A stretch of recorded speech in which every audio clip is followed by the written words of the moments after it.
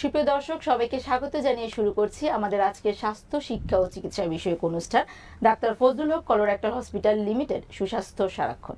আপনাদের সঙ্গে আছি আমি ডাক্তার রাকিবা আক্তার। আজকে আমাদের সাথে স্টুডিওতে উপস্থিত আছে দুজন বিশেষজ্ঞ চিকিৎসক। প্রথমেই রয়েছেন বাংলাদেশ ও উপমহাদেশের পায়োনিয়ার কলোরেক্টাল সার্জন অধ্যাপক ডাক্তার এ.কে.এম. ফজলুল হক স্যার, যিনি এই উপমহাদেশের কলোরেক্টাল সার্জারির জনক, বর্তমানে বিশ্বের মধ্যে সিনিয়র অভিজ্ঞ কলোরেক্টাল সার্জন। স্যার, আসসালামু আলাইকুম, আপনাকে আমাদের স্টুডিওতে স্বাগত।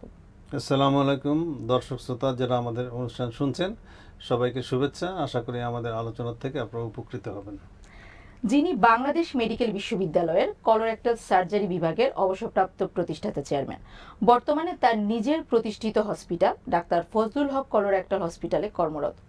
এছাড়াও আমাদের মাঝে স্টুডিওতে আরও উপস্থিত আছেন doctor Asif Almas Haque, consultant colorectal laparoscopic and laser surgeon, যিনি বর্তমানে ডাক্তার ফজলুল হক কলোরেক্টাল হসপিটালে কর্মরত আছেন। স্যার, আপনারা কেমন আছেন? আলহামদুলিল্লাহ ভালো আছি, আশা করি আপনি ভালো আছেন, আশা করি দর্শক শ্রোতারাও ভালো আছেন। স্যার, আমরা আজ কথা বলবো ফিস্টুলা নিয়ে। ফিস্টুলা কি, এটা কেন হয়? ধন্যবাদ। ফিস্টুলা একটা ইংরেজি শব্দ। এটার বাংলা শব্দটা হলো নালী বা সাধারণ চাঁদশির ক্ষত চিকিৎসালয় বা আগের যে সাধারণ চিকিৎসক ছিলেন বাংলাদেশের প্রত্যন্ত অঞ্চলে, তারা এটাকে ভগন্দর হিসেবে বলেন। আমরা কিছুটা শুদ্ধ ভাষায় এটাকে নালী বলি, আর ইংরেজি ভাষা যেটা অরিজিনাল আদি বইয়ে লেখা আছে সেটার নাম হলো ফিস্টুলা। তো ফিস্টুলা যদি হয়, এটা হবে মলদ্বারের ফিস্টুলা নিয়ে আমরা আলোচনা করছি। তো মলদ্বারের ফিস্টুলা হলে মলদ্বারের ভিতরে গ্রন্থি বা গ্ল্যান্ড থাকে, যে গ্ল্যান্ডটা সূক্ষ্ম মাইক্রোস্কোপে দেখা যায়। সেই গ্ল্যান্ডগুলোর ভিতরে আমরা যখন পায়খানা করি, সেই পায়খানার ভিতরে crore crore billions and trillions of bacteria থাকে। সেই ব্যাকটেরিয়াগুলো আমাদের প্রতিদিন পায়খানা আমরা করছি, কিন্তু কিছু কারণে বিভিন্ন স্পেশাল সিচুয়েশনে মলদ্বারের পাশে যে সূক্ষ্ম নালী বা গ্রন্থি থাকে, এটার ভিতরে জীবাণুটা, মাইক্রোবিয়াল অর্গানিজম, সেটা ঢুকে যায়। ঢুকে গেলে মলদ্বারের পাশে সেই জীবাণু ঢুকে গেলে সেখানে ইনফেকশন হয়। ইনফেকশন হওয়ার কারণ কয়েকটা থাকতে পারে। অ্যানাল ফিশার থেকে হতে পারে, তারপরে যদি পাইলস অনেক দিন থাকে সেখান থেকে হতে পারে।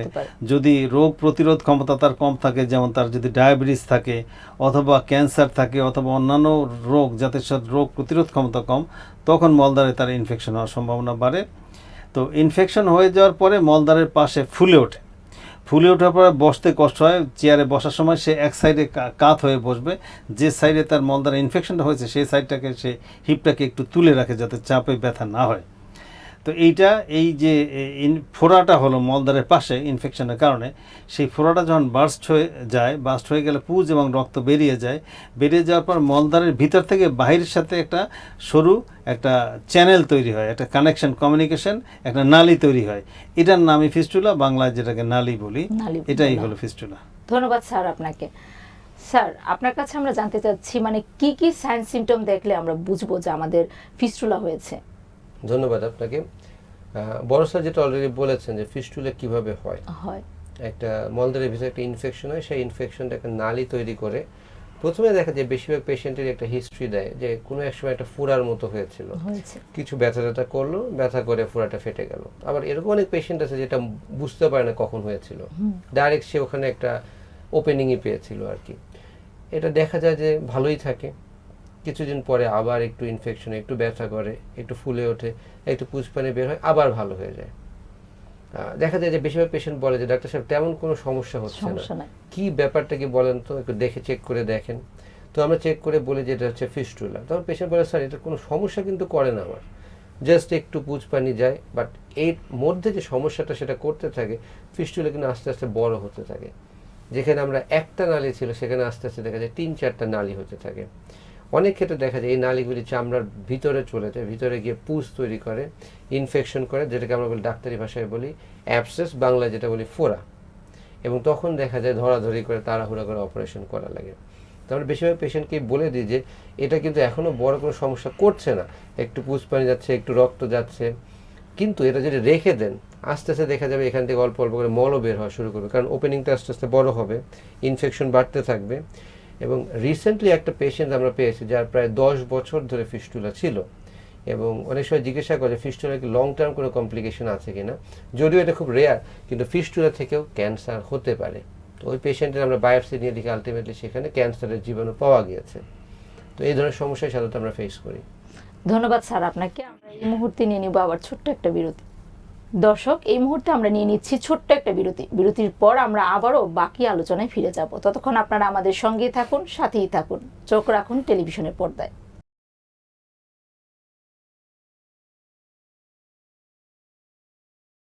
ধন্যবাদ দর্শক এতক্ষণ আমাদের সঙ্গে থাকার জন্য। আমরা চলে যাচ্ছি আমাদের মূল আলোচনায়।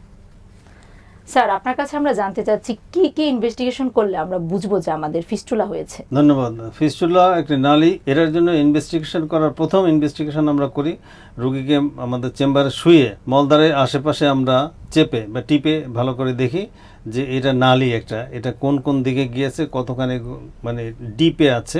ফিস্টুলা আমরা যেটা সম্বন্ধে আজকে আলোচনা করছি এটা হলো পৃথিবীর সবচেয়ে কঠিন সাবজেক্ট। বইয়ে লেখা আছে 2500 বছর, অর্থাৎ 2500 বছর যাবত। তার মানে কতদিন আপনি বুঝতে পারেন, 2500 বছর যাবত ফিস্টুলার, জটিল ফিস্টুলা সার্জনরা ভালো করে চিকিৎসা করতে এখন পর্যন্ত ব্যর্থ হচ্ছে। যে what is the finest modality of treatment of fistula still not confirm. তো এটা আমি চ্যালেঞ্জ করেছিলাম 2000 সালে, আজ থেকে 25 বছর আগে আমেরিকা থেকে আমাকে অ্যাওয়ার্ড দেওয়া হয়েছে। আমি বলছি যে 2500 বছর যাবত যে ফিস্টুলা অপারেশন করলে বারে বারে হয়, এটা আমি সেটা মানি না। আমি বলছি যে ফিস্টুলা, মেজরিটি ফিস্টুলা আমরা ভালো করতে পারি। যে সার্জন অপারেশন করছেন তাকে এই বিষয়ে বিশেষভাবে দক্ষ হতে হবে এবং এই বিষয়টা ফিস্টুলাটা ভালো করে বুঝে সে যদি ধাপে ধাপে অপারেশন করে তাহলে এই রোগটাকে ভালো করা যায়। তো আমরা মলদ্বারে টিপে দেখলাম যে এটা ফিস্টুলাটা মলদ্বারের গভীরে কোথায় ঢুকেছে, মাংসের নিচে খুব কাছাকাছি আছে কিনা, স্কিনের নিচে আছে কিনা, অথবা মলদ্বারের মাংসের ভিতরে গভীরে ঢুকে গিয়েছে কিনা, 1 নাম্বার। নাম্বার 2 হলে এটা ব্রাঞ্চিং হয়েছে কিনা, শাখা প্রশাখা বিস্তার লাভ করেছে কিনা। হ্যাঁ, তো সেটা দেখার জন্য একটা হলো হাত দিয়ে, আঙ্গুল দিয়ে আমরা দেখতে পারি। 2 নাম্বার আমরা করতে পারি ইনজেকশন দিয়া, ডাই দিয়া আমরা এক্স রে করতে পারি, এটাকে বলে ফিস্টুলোগ্রাম। এছাড়া আছে MRI অথবা সিটি স্ক্যান, এগুলো করতে পারি। আর প্রত্যেক রোগীর আমি যেটা করি, সবারই একটা শর্ট কলোনোস্কোপি করে নেই, কারণ আমি 18 কোটি মানুষ আমার কাছে আসে। অনেক রোগীরই হঠাৎ করে দেখা যায় যে ভিতরে ক্যান্সার ছিল, সেটা আমরা ধরতে পারি না। আর যেহেতু আমি 30 বছর যাবৎ প্র্যাকটিস করি, আমি হাজার পদের বিভিন্ন রোগী আমার কাছে পেয়ে আমার মনে সবসময় সন্দেহ, এবং বইয়েও লেখা আছে যে মলদ্বারে যে কোনো সমস্যা হলে একটা শর্ট কলোনোস্কোপি করে নিতে হবে। কারণ এই ফিস্টুলা যদি দীর্ঘদিন থাকে তাহলে সেখানে ক্যান্সারের আবির্ভাব হতে পারে। তাহলে ক্যান্সার টার্নেলে সেটা আমরা মলদ্বারের ভিতরে কলোনোস্কোপি করে দেখতে হবে। আর সিটি স্ক্যান বা MRI আমরা করলাম এবং প্রক্টোস্কোপি করলাম। এভাবে আমরা নির্ধারণ করি যে এই ফিস্টুলার নালীটার গতিপথ কোথায় গেছে, কতটা জটিল। ভ্যারাইটি আছে, অর্থাৎ প্রায় 10 থেকে 15টা ভ্যারাইটির ফিস্টুলা আছে। অর্থাৎ ফিস্টুলা শুধু নামটা বললেই হবে না, এটার ক্লাসিফিকেশন আছে।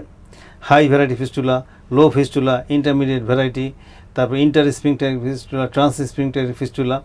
অর্থাৎ এই ডাক্তারদের আলোচনার বিষয়, এটা সাধারণ লোক বুঝতে পারবে না, তবে রোগীরা বুঝতে হবে যে ফিস্টুলা একটা জটিল চ্যাপ্টার। এটা আপনার যখন হয়, আপনি সবচেয়ে ভালো অভিজ্ঞ একজন ডাক্তার ছাড়া, সার্জন ছাড়া এটা চিকিৎসা করানো ঠিক না, কারণ এটা বারে বারে হবে। আমার চেম্বারে দেখা যায় যে England, America, Australia, Italy, France, Germany, এই সমস্ত জায়গা থেকে 8 বার, 7 বার, 10 বার অপারেশন ফেল করার পর আমাদের কাছে আসে। ফলে এটা একটা ডিফিকাল্ট টপিক। ধন্যবাদ স্যার আপনাকে। আমরা চলে যাচ্ছি আসিফ স্যারের কাছে। স্যার, আপনার কাছে আমার প্রশ্ন হচ্ছে, এই ফিস্টুলা থেকে ক্যান্সার হওয়ার সম্ভাবনা আছে কিনা, কিংবা এটা হলে এর প্রতিকার কি? ধন্যবাদ আপনাকে। এটা অনেকে জিজ্ঞাসা করে যে ডাক্তার সাহেব, যদি তেমন তো কোনো সমস্যা হচ্ছে না, একটু পুষপানি যায়, যদি এটা আমরা রেখে দিই তাহলে কী কমপ্লিকেশন হবে, আমি চিকিৎসা করলাম না, কি হবে? অনেকে জিজ্ঞেস করে যে ডাক্তার সাহেব আমার একটু ব্যস্ততা, আমি একটু পরে করতে পারি কিনা। তো তখন আমরা পেশেন্টকে বলি যে কোনো রোগী শরীরে রেখে দেওয়া কখনোই বুদ্ধিমানের কাজ নয়।